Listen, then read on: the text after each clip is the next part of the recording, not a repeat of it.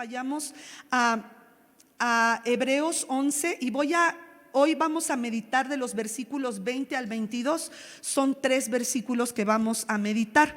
Y dice así, dice: por la fe Isaac bendijo a Jacob y a Esaú, previendo lo que les esperaba en el futuro. Ahora, esto es ¿en qué momento bendijo Isaac a sus 2 hijos? Cuando ya estaba ciego, cuando ya estaba en sus últimos días. Por eso puse la fe de 3 moribundos, porque ya está hablando de la fe al final de la vida de Isaac. Entonces podemos decir que la fe nos acompaña hasta el momento de nuestra muerte. La fe nos acompaña hasta el último suspiro de nuestra vida y el último latido de nuestro corazón. Pero algo sucede cuando estamos a punto de morir. Por la misericordia de Dios, el moribundo empieza a ver cosas que antes no veía. Por eso dice aquí que por la fe Isaac bendijo a Jacob y a Esaú, previendo el futuro que les esperaba. Wow, esto es impresionante, porque aquí hay 3 de los que vamos a hablar, 3 moribundos: Isaac, Jacob y el último es José. Los primeros 2 no tuvieron vidas intachables. De hecho, Dios en la Biblia nos registra lo que estos 2 hicieron mal. Como que sí o no nos gusta que de nosotros hablen bien, ¿verdad que sí? Y que nos digan: no, hombre, qué fe mostró fulana de tal en 1995, cuando le pasó esto y aquello, qué fe se levantó. Pero ¿de qué sirve si en el 2000 se alejó del Señor? ¿No? Entonces necesitamos entender que esta fe que nos debe de acompañar, y se magnificará las cosas que veremos en los últimos días de nuestro peregrinaje. De Isaac y de Jacob, ninguno de los 2 tuvieron vidas intachables. Vamos a empezar con Isaac. Entonces ya vimos en Hebreos 11:20, dice: por la fe Isaac bendijo a Jacob y a Esaú. Ojo, ponen a Jacob antes y después a Esaú, y previendo lo que les esperaba en el futuro. Algo sucede cuando alguien está a punto de morir, y si su vida ha estado caracterizada por su entrega a Dios, como que Dios en esos últimos días de nuestra vida magnifica lo que podemos mirar en el futuro, nuestra visión profética. Eso es impresionante, ¿no? Entonces, ¿quién es Jacob? Jacob fue hijo de Isaac y de Rebeca. Rebeca tuvo 2 hijos. Estos eran cuates, no eran gemelos, porque eran muy diferentes entre sí. Jacob era de casa con S y Esaú era de casa con Z. ¿Ok? Jacob llevaba una vida tranquila en casa con su mamá. Yo creo que Jacob sabía coser, sabía cocinar. Él estaba con su mamá siempre, y seguramente le gustaba lo que su mamá hacía, y aprendió cómo ser un amo de casa, porque él estaba en casa. Sin embargo, Esaú era un hombre de casa con Z, o sea que traía venado, sabía cómo cazar serpientes, sabía cómo cazar en esos tiempos los animales salvajes que se comían. Jacob llevaba una vida tranquila, Esaú era un cazador. Cuando Rebeca estaba a punto de darlos a luz, Dios le dijo que el menor, había una lucha entre ellos. ¿Se imaginan el vientre cómo se le movía a Rebeca? Pero había una lucha, y Dios le dijo a Rebeca que el menor tendría supremacía sobre el mayor.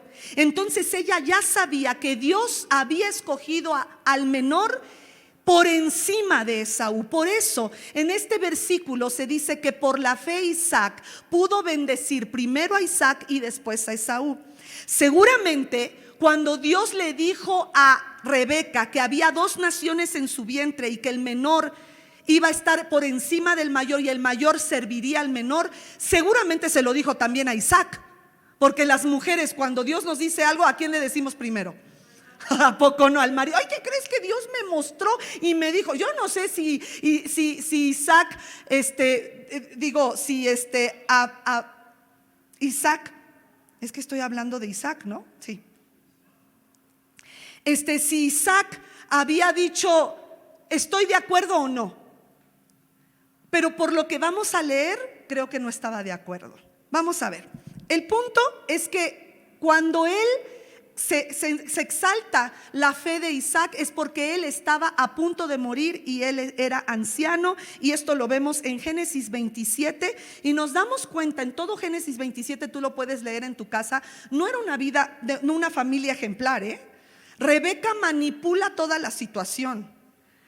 Escucha al papá, a Isaac, decir: hijo, al mayor, Esaú, te voy a bendecir, así es que ve a cazar y hazme el guiso que tú sabes que me gusta, porque ya estoy a punto de morir y te quiero bendecir. Entonces la Rebeca, aprovechándose de la ceguera de Isaac, y con Jacob arma un complot. Acuérdate que Jacob y Esaú eran cuates. ¿A quién le tocaba la bendición de la primogenitura? A Esaú por nacimiento. Pero Dios ya le había dicho cuando estaba a punto de dar a luz que no era así. Aún así, Jacob se empecina en darle la bendición al mayor, porque también la Biblia dice que había favoritismo. Por eso no es nada ejemplar lo que te voy a contar. Había favoritismo. El papá le caía re bien Esaú y era su favorito. Y de la mamá, ¿quién era el favorito? El Jacob. Entonces Rebeca viste a su hijo menor, a Jacob, con las ropas de su hijo mayor para que oliera a cazador. Ya después dice que del rocío, ¿verdad? Yo no sé qué significa eso del rocío del campo, ¿verdad? Pero la verdad es que un cazador no huele rico. Y le pone las ropas de su hijo mayor para poder engañar al patriarca. Yo sé que decir patriarca en este tiempo a algunos lo puedan ver como algo agresivo, pero es la verdad. En ese tiempo el patriarca decidía y la mamá y los hijos se aguantaban a lo que el papá decía. Había un orden. Ahora no hay mucho orden en las familias, pero aún así estaba gacho todo lo que iba a pasar. ¿Por qué? Porque lo viste, y vamos a Génesis 27, 26 en adelante, y es ahí donde ya está vestido Jacob. Jacob era lampiño y le tuvieron que poner pelo de camello, creo, para que hiciera pasar que era Esaú. Y le dice: luego le dijo su padre al impostor, a Jacob: acércate ahora, hijo mío, y dame un beso, dame un besito. Jacob se acercó y lo besó. Cuando Isaac olió su ropa, te digo, lo bendijo con estas palabras: olió al cazador. El olor de mi hijo es como el olor de un campo bendecido por el Señor. Y empieza la bendición. Esta es la bendición: que Dios te conceda el rocío del cielo, que la riqueza de la tierra te dé trigo y vino en abundancia, que te sirvan los pueblos, que ante ti se inclinen las naciones, que seas Señor de tus hermanos. Escucha, que seas Señor de tus hermanos, que ante ti se inclinen los hijos de tu madre. Maldito sea el que te maldiga y bendito el que te bendiga. Hasta ahí nos vamos a quedar. Ahora regresemos a Hebreos 11:20, porque yo dije: Señor, no, o sea, ¿cómo que por la fe? Vamos a regresar a lo que estamos estudiando. Hebreos 11:20 dice: por la fe Isaac bendijo a Jacob y a Esaú, previendo lo que les esperaba en el futuro. ¿Por qué dice eso si la neta estaba siendo engañado? Fue un complot, ¿o no? Fue una manipulación, fue control. Y hasta le dijo: apúrate, ya tengo todo arreglado, tú di que te echaste al animal bien rápido y órale, ve para que te bendiga. Entonces en la mente de Isaac, ¿a quién estaba bendiciendo? A Esaú. Ahora, si Esaú y Rebeca sabían que Esaú iba a servir al menor, o sea, Jacob iba a estar en supremacía sobre Esaú, ¿por qué Isaac le dice estas palabras, él está pensando que es Esaú o no. Porque mire, vámonos a Génesis 27:33. Despuesito de que lo bendice, Isaac es engañado. Llega el mero mero, el primogénito, llega Esaú y le dice: papá, ya llegué, bendíceme. Isaac comenzó a temblar. En la raíz etimológica de esta palabra quiere decir que estaba temblando, que él no podía contenerse, porque en su mente había pensado que era Isaac. Él empezó a temblar y muy sobresaltado dijo: ¿quién fue el que ya me trajo lo que había cazado? Poco antes de que llegaras yo me lo comí todo, le di mi bendición y bendecido quedará. Subraya, bendecido quedará. Él pudo haber dicho: cancelado, como lo dicen ahora los chavos. No, cancelado, cancelamos, ¿verdad? Pudo haber dicho: cancelado, tráiganme el impostor, está cancelado. Pero escúchame, él ya sabía que Dios quería que se bendijera al menor por encima del mayor. Lo que podemos entender lo que yo pude entender y algunos comentaristas es que cuando él empezó a temblar es cuando empezó a luchar contra Dios y a decir: Señor, te saliste con la tuya. Yo no quería darle mi bendición a Isaac, él era el favorito de mi mujer. Digo, a Jacob. Yo, Isaac, quería darle mi bendición a mi preferido, a Esaú. Por eso dice: bendecido está y así quedará. ¿Por qué? Porque en ese momento Dios luchó, o él más bien luchó contra Dios y dijo: Dios, te saliste con la tuya. Hice lo posible por bendecir a mi hijo predilecto, pero mi vieja tenía razón. ¿Cuántas mujeres dicen amén?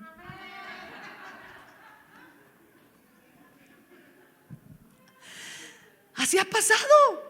¿Y qué nos encanta decir a las mujeres, al marido? Te lo dije. A ver, ¿cuántas veces te lo dije?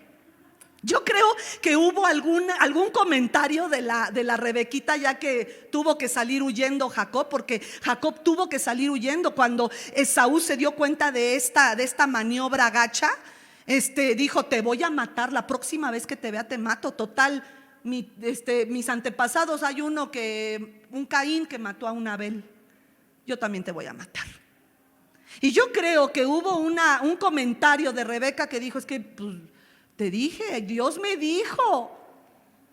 Y este hombre no canceló, pudo haberlo hecho, pero no lo hizo. Y tú puedes seguir leyendo cómo es que ahora la fe, ahora sí se ve que es una fe. Y por eso el escritor de Hebreos dice: por la fe Isaac, con él empezó. Se estaba muriendo, estaba casi ciego, y le dijo a Dios: está bien, no voy a luchar contra ti, no le voy a quitar la bendición de primogenitura a mi hijo Jacob. Tú ganaste. Por eso es fe. ¿Te ha pasado algo así? Donde dices: es que yo quería esto, pero Dios a fuerza dijo que esto. Y es ahí donde decimos: Señor, hágase tu voluntad. Ya, por más que lo intenté, no salió como yo quería. Y con esto en mente vamos al segundo, Jacob. Hebreos 11:21. Por la fe Jacob. Ahora acuérdate, Jacob, ¿quién era? El tranza, el suplantador. Yo no sé cómo llegó aquí, porque otra vez no es una persona que quisiéramos decirle a nuestro hijo: haz lo que hizo Jacob. Por la fe Jacob, cuando estaba a punto de morir, qué bueno que dices que cuando estaba a punto de morir, bendijo a cada uno de los hijos de su hijo José, el preferido, y adoró apoyándose en la punta de su bastón. Acuérdate de todo esto, porque cada cosa que estamos viendo aquí, primero Jacob es el suplantador, estaba a punto de morir y bendijo a los dos hijos de José y adoró apoyándose en la punta de su bastón. Todo esto tiene un trasfondo impresionante que cuando yo lo estudié me encantó. Vámonos rápidamente ahí. En esta cita, como digo, aparece Jacob en la lista de los héroes de la fe y uno se pregunta: pues yo creo que fue un hombre de fe a punto de morir, porque toda su vida hizo las cosas como él quería. ¿Has conocido personas que son tan hábiles, que hacen las cosas a su manera, aunque tengan que pisotear y mentir y manipular, pero les sale?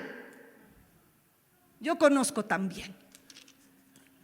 Y uno dice, pero ¿por qué le salen las cosas si lo hace con manipulación, con control? ¿Por qué? De hecho, Jacob significa suplantador. O sea, en español, tranza. Era un tranza. Pero te voy a decir algo, Dios, que es tan justo, nunca va a dejar que nosotros no cosechemos lo que sembramos. Porque Él suplantó a su hermano, engañó a su padre. No se tocó el corazón en decirle, sí, soy Esaú. Oye, yo acercándome con mi papá, le hubiera dicho al oído, no es cierto, papá, no es cierto. Yo no soy Flora. ¿Sí me explico? O sea, se me hubiera caído el teatrito.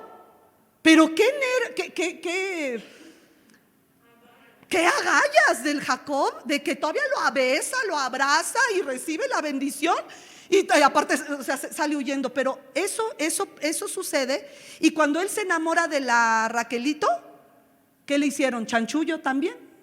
Usurpó Lea el lugar de Raquel. Entonces le compra la primogenitura a Esaú por un plato de lentejas, usurpa el lugar, engaña a su papá, y pues le pasa lo mismo. Tiene un suegro llamado Labán, que era un poquito menos o más tranza que él, ¿o no? Porque dicen que el agua busca su nivel.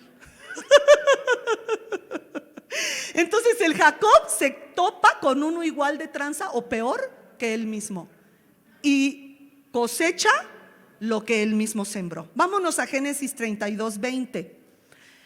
La segunda parte de este versículo dice: Jacob pensaba, lo apaciguaré con los regalos que le llegarán primero y luego me presentaré ante él, tal vez así me reciba bien. Ahora, ¿por qué te llevo aquí? Porque ¿qué fue lo último que le dijo Esaú al Jacob? Nomás te vea, te mato. Entonces llega el momento en que Jacob sale de con Labán y en el camino le avisan: ahí viene tu hermano Esaú con un ejército. ¿Para qué crees que quería el ejército? Para matarlo. Nadie sale con un ejército para darle la buena noticia a otra persona, ¿verdad? Realmente iba a matarlo. Ahí viene. Entonces él dice, él pensaba, acuérdate que él está acostumbrado, diga conmigo, acostumbrado a hacer las cosas a su manera. Él estaba acostumbrado, él dice, yo ya sé cómo le voy a hacer. Pero llega el momento en que una noche antes, o sea, él separa el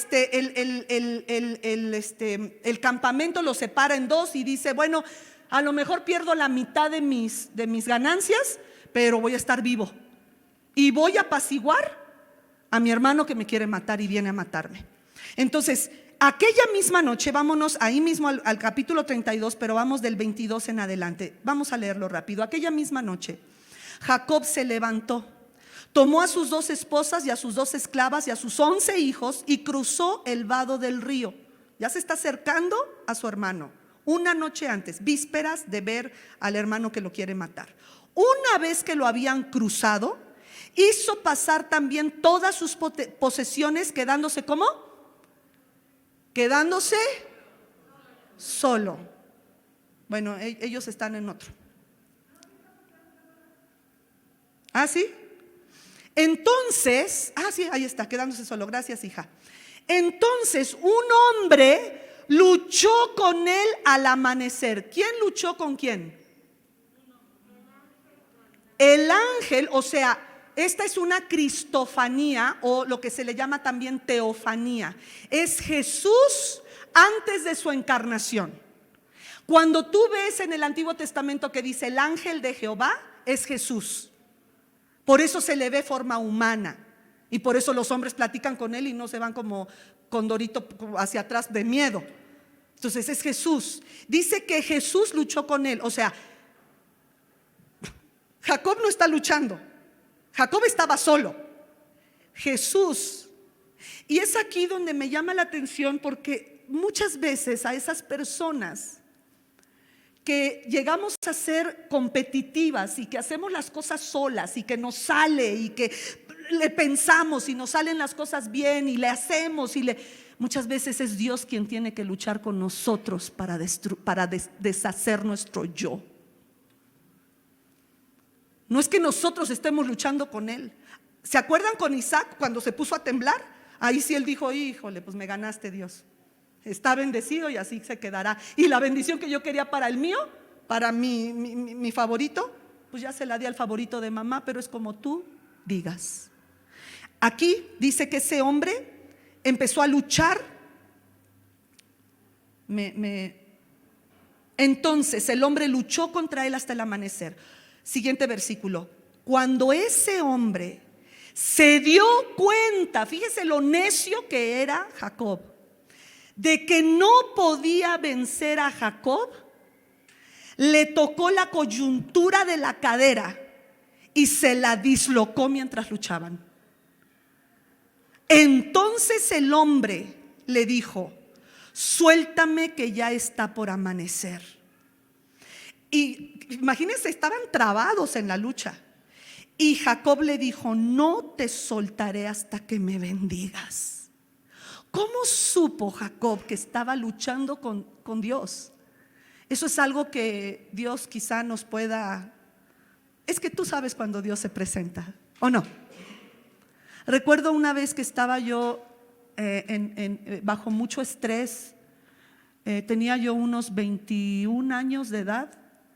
Y esto pocas veces lo he compartido, pero recuerdo que estaba yo llorando y me entró un miedo impresionante. De esos miedos que dices: ahorita se me aparece la llorona y la que va a salir llorando soy yo, ¿no? Ahorita se me aparece el mero diablo. O sea, me entró un pavor. Y recuerdo que me tapé y empecé a invocar a Dios. Y recuerdo que había yo leído en ese tiempo un libro que decía de un hombre que estaba en silla de ruedas y que estaba orando a Jesús, y Jesús se le presentó. Estaba viendo a Jesús cuando de repente en medio de ellos se pone Satanás, y entre más reprendía a Satanás, Satanás se burlaba más de él, y Jesús seguía hablando hasta que él entendió: entre más te pongas atención a Satanás y menos atención a mí, Satanás se va a burlar más de ti. Entonces empecé a adorar a Jesús. Y el miedo que yo sentía, empecé a decir: Señor, te entrego este miedo y te entrego este temor, y empecé a adorarlo. Y de repente en el lugar yo sentía que había una luz que traspasaba con lo que me tapé, mis cobijas. Eran cobijas, era frío. Yo estaba en San Antonio y recuerdo que se sentía esa luz. Ahora, en ese tiempo yo vivía con una monja franciscana. Ella era mi roomie, mi compañera de cuarto, y nos compartíamos la renta. Y ella no estaba, pero ella tenía pues sus vírgenes y así. Entonces yo decía: de ahí están saliendo los demonios. O sea, yo estaba de verdad, con mucho miedo, y vi una luz, hermanos. Recuerdo que así levanté la cobijita, así, y vi a un hombre con una túnica resplandeciente. Yo sabía que era Jesús. No sé, no me preguntes cómo, simplemente yo sabía. Y estoy segura que a Jacob le pasó lo mismo, porque lo abrazó y le dijo: no te dejaré hasta que no me bendigas. Respondió Jacob: ¿cómo te llamas? Como si Jesús no supiera. Pero quería hacerle notar a Jacob el cambio que esa lucha traería en su vida. ¿Cómo te llamas?, le preguntó el hombre. Me llamo Jacob. ¿Qué significa Jacob? Usurpador, suplantador, tranza. Respondió. Entonces Jesús le dijo, o el hombre le dijo: ya no te llamarás suplantador, sino Israel. Israel tiene muchos significados, pero uno de ellos es gobernado por Dios. Ya no serás tranza, ya no serás usurpador. Por eso, esto que está predicando Hebreos 11 nos trae a nosotros una esperanza de que no importa cómo seamos, no importa cuánto hemos transado, cuánto hemos hecho las cosas a nuestra manera. Hay una esperanza para nosotros. Dios tendrá que luchar con nosotros, pero Él ganará. Él va a ganar. Y por eso a Jacob lo dejó cojo. Sí, dale fuerte el aplauso al Señor. Dice, te llamarás Israel, te llamarás gobernado por Dios, porque has luchado con Dios y con los hombres. Sí, con los hombres, con su padre, con su hermano, con su madre, con su suegro, con sus esposas. Luchó con todos. Era necio. Pero dice, y has vencido. ¿Cómo puede decir que le diga que ha vencido si estaba cojo? Y a partir de aquí, Jacob, ahora imagínate, Jacob cojo no podría huir de su hermano Esaú. Estaba a punto de ser asesinado. ¿Por qué le dijo has vencido? Porque para Dios estas, ¿qué se puede decir? Pues cosas contrarias es lo que hace sentido al ser humano. Por ejemplo, Jesús dice, lo anoté aquí. El que quiera venir en pos de mí, tome su cruz, niéguese a sí mismo y sígame. ¿Cómo me niego? Para seguirte tú no me sirves, niégate. Ese es vencer para Dios. Entonces, el que quiera ganar su vida, ¿te das cuenta de esos contrarios? Así es, pero así no es. ¿Sí? El que quiera ganar su vida la perderá, pero el que la pierda por causa de mí la hallará. ¿Te das cuenta? Entonces, venció porque Dios lo destruyó. Por eso dice, has vencido. Vamos a seguir leyendo. No, ya terminé. Génesis 48 del 1 al 5. Seguimos hablando. Bueno, espérenme. ¿Ya terminé de hablar? No, seguimos hablando del Jacob. Ahora, llega el momento, Jacob piensa que su hijo José está muerto, ¿sí? Lo engañan sus hijos y resulta que José está en Egipto y es ahora el mero de Egipto. Es el más alto oficial del gobierno egipcio.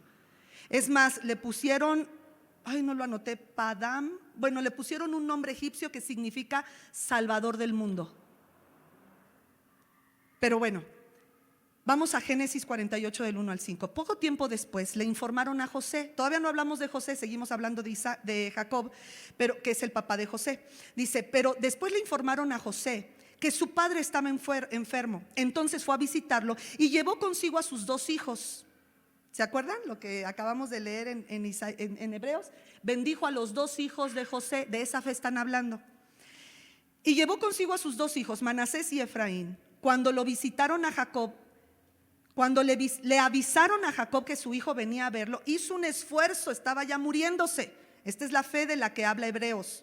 Se sentó en la cama y le dijo a José, el Dios Todopoderoso se me apareció en luz en la tierra de Canaán y me bendijo con esta promesa: te haré fecundo, te multiplicaré, te haré que tus descendientes formen una comunidad de naciones. Además, a tu descendencia le daré esta tierra como posesión perpetua. Ahora bien, los 2 hijos que te nacieron aquí, acuérdate, este es otro patriarca. Lo que él dice se hace. Ahora bien, los 2 hijos que te nacieron aquí en Egipto, antes de que me reuniera contigo, serán considerados míos. O sea, le dice, los demás son tuyos, pero estos 2 son míos, como si yo los hubiera tenido. Efraín y Manasés serán tan míos como lo son Rubén y Simeón. Mientras le reclamaba, porque aquel llega a bendecirlo y cruza la mano, ¿verdad? Y hace lo mismo. Acuérdense que Jacob era el chiquito. Y Jacob hace lo mismo con el pequeño. Con Efraín era el pequeño y Manasés el mayor, y los bendice al revés. Y protesta. Protesta José y le dice así: no, padre mío, pon tu mano derecha sobre la cabeza de este que es el primogénito. Pero su padre se resistió y le contestó: ya lo sé, hijo mío, pero él está a punto de morir y está viendo cosas al futuro que antes no había visto. Ya lo sé, hijo mío. ¿Dónde estoy? También él gestará un pueblo y llegará a ser importante, pero su hermano menor será aún más importante y su descendencia dará origen a muchas naciones. Ahora, ¿en qué momento está este rollo de que, porque regresemos, si me pueden poner Hebreos 11:21, donde estamos hablando de Jacob? Dice: por la fe Jacob bendijo a los dos hijos, ahí está, por la fe Jacob, cuando estaba a punto de morir, bendijo a cada uno de los hijos de José y adoró apoyándose en la punta de su bastón. ¿Qué es esto? Vamos a regresarnos un capítulo, Génesis 47:29 en adelante. ¿Qué es esto del bastón? Dice: cuando Israel estaba a punto de morir, mandó llamar a su hijo José y le dijo: si de veras me quieres, pon tu mano debajo de mi muslo y prométeme amor y lealtad. Eso era parte de la cultura. Hoy hacemos contratos notarizados. Antes ese era el notario. Pon tu mano debajo de mi muslo y prométeme amor y lealtad. Por favor, no me entierres en Egipto. Esta es la fe. Cuando vaya a descansar junto a mis antepasados, sácame de Egipto y entiérrame en el sepulcro de ellos. Haré lo que me pides, contestó José. Júramelo, insistió su padre. José se lo juró e Israel se reclinó sobre la cabecera de la cama. ¿Qué había en la cabecera de la cama? Su bastón. ¿Por qué es tan importante para el escritor de Hebreos el bastón? Primero, él ve el futuro de Efraín y Manasés y los bendice de acuerdo a eso. Pero dice: y adoró recargado en la punta con la punta de su bastón. Cuando Dios luchó contra Jacob, lo estaba destruyendo. Ya no podía huir de su hermano, tenía que enfrentar su pasado. Cuando alguien está cojo, ¿qué usa para caminar? El bastón simboliza la muerte al yo. Ya no voy a hacer las cosas a mi manera. A partir de esta noche, tú, Dios, me venciste y por eso, al estar destruido yo, he vencido. ¿Te das cuenta por qué Romanos 8:28 es una realidad? Todas las cosas ayudan a bien. Hay un himno que dice que cuando lleguemos al cielo, miraremos sin recelo el pasado. Aún las crisis que vivimos, el dolor que pasamos, los duelos que vivimos, lo miraremos y diremos: Dios, tú eres justo. Tú eres justo. No me debes nada. Y todo el tiempo que estuve enojado contra ti, fue mi necedad. Y eso fue por eso que es tan importante que para los hebreos vieran: por la fe, Jacob, que era un usurpador, Dios lo transformó a un hombre gobernado por Dios. Y entonces se ganó su lugar en el hall, en el pasillo de la fama de los héroes de la fe. Vamos a terminar con Hebreos 11:22, por favor.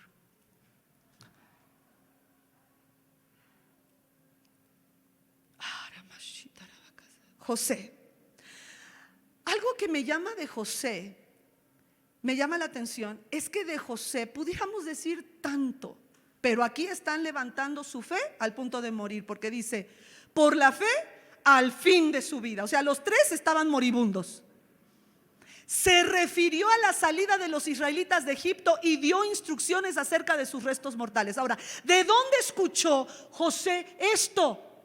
Abraham se lo dijo a Isaac. Isaac, en la tierra de Luz, cuando estaba huyendo de su hermano Esaú, ¿se acuerdan?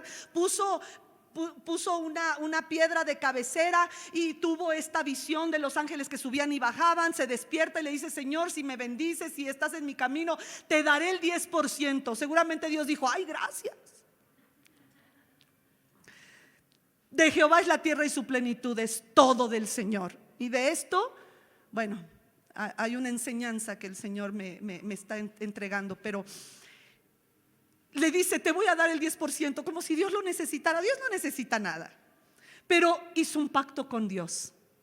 Y ahí Dios le dijo: te daré esta tierra, te haré esto, te haré esto, te haré. Pero a José solamente le pasaron el recado. Ahora, José es un tipo de Jesús. Por todo lo que él vivió, fue vendido por sus hermanos, ya saben, esclavo, en fin. Pero algo que me llama la atención es que la Biblia no registra ni un pecado de José. De Isaac y de Jacob, sí, con lujo de detalles. Cosas que hasta uno dice: ay, qué vergüenza ajena. ¿Cómo se le ocurrió hacer eso? Pero de José no hay uno solo. Eso es impresionante. Y dice aquí: por la fe José, al fin de su vida, se refirió a la salida de los israelitas de Egipto y dio instrucciones acerca de sus restos mortales. Estos tres personajes que estamos viendo enfrentan una muerte, los tres, con esperanza. José sabía, porque Abraham se lo pasó a su hijo Jacob, Dios se lo dio, pero también Abraham se lo dijo y él se lo pasa a José, y José lo cree. Simplemente cree que algún día los israelitas tendrán la tierra que Dios le juró a Abraham que se la daría. Y él, al final de sus días, le dicen: por favor, no me entierren en Egipto. Lo mismo que su padre Jacob. Yo no sé si tenían los huesos en alguna casa y los niños jugando fútbol o algo así. Cuidado con los huesos de tu abuelo y de tu papá, no sé. Cuidado, ¿no? Pero ahí los tenían ahí, porque ustedes saben que cuando salieron 440 años después, se llevaron los huesitos. Cumplieron. Por eso esto es por fe. Voy a decir algunas cosas que estos hombres vivieron, y por eso junté estos tres versículos. Primero, porque los tres están hablando de su fe cuando ya estaban muriéndose. ¿Cómo estás tú para enfrentar la muerte? ¿Estás preparado para encontrarte con Dios? ¿Tu fe en Dios se ha mantenido firme desde que creíste hasta el día de hoy? ¿O tenemos ciertas cosas como el Jacob y el Isaac que hicimos mal? ¿Pudiéramos entonces tratar de llevar una vida de fe como lo tuvo José? Si alguien sufrió del Antiguo Testamento, de los patriarcas, injustamente, ese fue José. Y aún así no dejó de adorar al Dios de su padre. Sus hermanos lo vendieron y no dejó de adorar al Dios de su padre. La Potifara lo quiso seducir y no negó al Dios de su padre. Estuvo en la cárcel mínimo 2 años y no negó al Dios de su padre. Estuvo en preeminencia y no negó al Dios de su padre. Le pusieron el Salvador del mundo y él dijo: aunque haya yo salvado a través de Egipto, que es la nación más poderosa de mi tiempo, yo sé que esta nación no es mi morada final.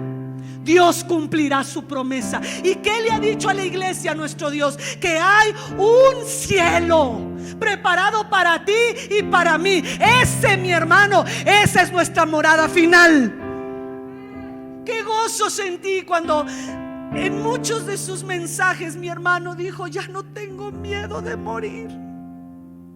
Por meses decía: tengo miedo, estoy respirando muy rápido, me va a venir un paro respiratorio, tengo miedo de morir. Pero qué chido, 2 semanas antes de que él muriera escribió: ya no tengo miedo de morir. Estamos conscientes que algún día va a pasarnos eso. Estamos preparados. Nuestra fe ha sido así, consciente en Dios, perenne, continua, hasta el último día de nuestra vida.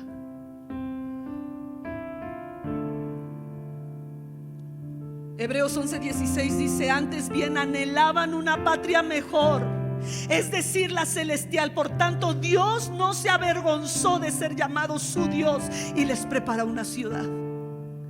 Yo sí me hubiera avergonzado de Jacob, pero Dios no se avergonzó de llamarlos su Dios.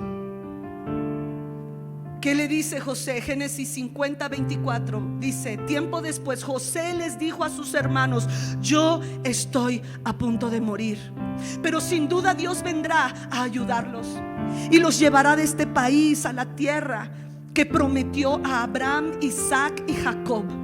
Entonces José hizo que sus hijos le prestaran juramento y les dijo: sin duda Dios vendrá a ayudarlos. Cuando esto ocurra, ustedes deberán llevarse de aquí mis huesos. José murió en Egipto a los 110 años de edad, una vez que lo embalsamaron y lo pusieron en un ataúd, que ahí quedó por años. La Biblia siempre tiene una enseñanza para nosotros.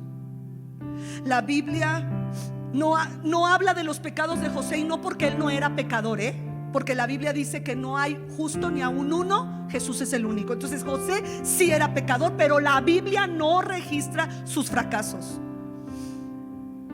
Él llegó a Egipto no por querer ser mejor, ni por adelantar en su vida profesional, ni por buscar un mejor. No, llegó a Egipto y llegó a ser el segundo de Faraón por gracia de Dios, porque él dependía de Dios. Te voy a decir algunas cosas que puedo concluir de estos 3 hombres. 1, pudieron comprobar la fidelidad de Dios aún en sus últimos días de vida. 2, a pesar de sus fracasos y de sus muchos errores, sobre todo de Isaac y de Jacob, Dios es misericordioso con ellos y les mostró su favor. 3, siguieron confiando en la fidelidad de Dios y en sus promesas hasta el último suspiro. 4, enfrentaron la muerte y su futuro a la luz de las promesas de Dios. 5, sus ojos estaban puestos en el cielo, una ciudad no hecha de manos humanas, cuyo constructor es Dios. 6, ellos supieron traspasar. Esto es para los padres de familia y las madres de familia. Escucha esto, atención. Ellos supieron traspasar las promesas de Dios hechas a sus vidas a la siguiente generación, a pesar de que no habían visto la ciudad. José pudo haber dicho: no, hombre, lo que me contó mi papá de mi abuelo Abraham, yo creo que lo soñó, y sueños guajiros. Sin embargo, él lo creía. José lo creyó. Y por último, 7, ellos confiaron hasta el último de sus días. Confiaron que Dios estaría con sus hijos. Ellos confiaron que Dios también sería su Dios, y confiaron que la fidelidad de Dios que habían experimentado ellos, sus hijos la experimentarían.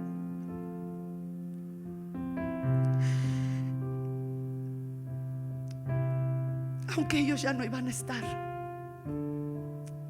He escuchado tantas personas, y antes me molestaba decir: ay, pastora, es que fulano se va a casar, pero su mamá es cristiana. Y me acuerdo de mi mamá que decía: pues yo soy hija de Dios, pero Dios no tiene nietos. Y es cierto.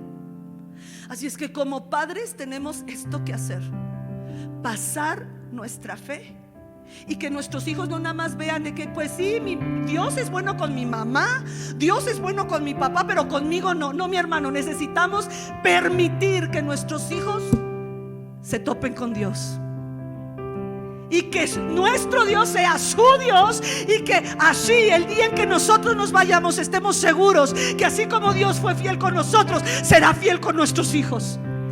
Pero necesitamos estorbarles, sobre todo si están bajo nuestro cuidado. Póngase de pie, mi hermano. Señor Jesús, gracias por esta preciosa iglesia, Señor. Gracias por tu palabra. Gracias por la fe de estos 3 hombres moribundos que nos ha traído esperanza.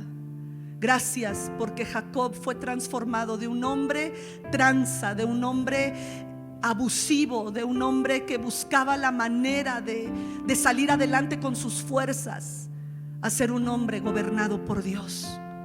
Gracias por la vida de Jacob, de Isaac, Señor, que pudo mirar, y aunque tembló porque él deseaba bendecir a Esaú, él siempre supo que Jacob tenía la supremacía, y bendijo a sus 2 hijos al final de sus días con la bendición que tú querías que ellos obtuvieran. Gracias por José, Señor, porque nos deja un precedente de un hombre con una vida intachable, lleno de fe a pesar de todas las crisis que él padeció. Crisis económica, crisis de familia, crisis de rechazo, crisis quizá de cualquier otra cosa que pudiera traer hasta pensamientos de suicidio, y él se mantuvo fiel con una fe inamovible hacia ti, aún al final de sus días. Gracias, Señor, porque él previó que el pueblo de Israel no quedaría esclavo para siempre en Egipto, sino que llegarían a la tierra que tú prometiste a Abraham, Isaac y Jacob. Él no recibió esa promesa directamente de ti, pero la creyó y la pudo pasar a su siguiente generación. Ayúdanos a ser esos hombres y mujeres que pasemos la estafeta a la siguiente generación. Gracias porque has sido fiel con nosotros. En el nombre de Jesús, te ruego que estés meditando en esta palabra, que no tenga que llegar al final de tus días para que tu fe sea establecida y confirmada en Dios, sino que hoy tú puedas tomar la decisión de decir: Señor, pase lo que pase, yo no me vuelvo a apartar de ti. Pase lo que pase, me haga la gente lo que me haga, yo no te dejaré nunca. Quiero que esta fe aún sea mayor en los últimos días de mi vida. Gracias, Señor, en tu nombre precioso. Padre, despídenos en paz.